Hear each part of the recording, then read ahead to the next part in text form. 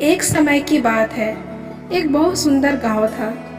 उस गांव के बीचों बीच एक नदी बहती थी, जो कि गांव को और सुंदर बना देती थी। वहीं पर बहुत सारी बकरियां रहती थी और उनका मालिक रामू था। उसी समय एक बकरी चरते चरते जंगल की ओर चली गई।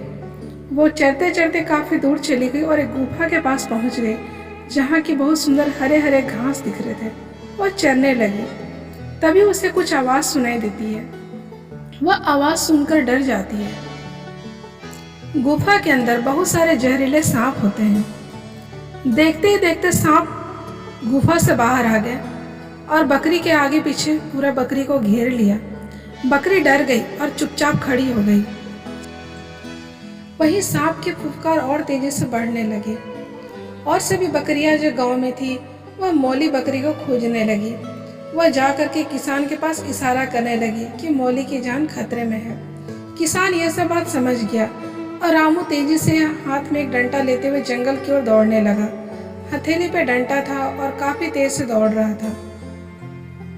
मौली को खोजते खोजते वह जंगल में पहुंच गया और यह देख दंग रह गया कि मौली सांप के बीच में घिरी हुई है। तभी रामू बिना समय गवाए जंगल से लकड़ियां इकट्ठा करने लगा और उसमें आग जलाने लगा। आग से जो धुआं निकला उसके कारण सांप सभी डर गए। धुआं को देखकर सांप घबराते हुए गुफा के अंदर चले गए।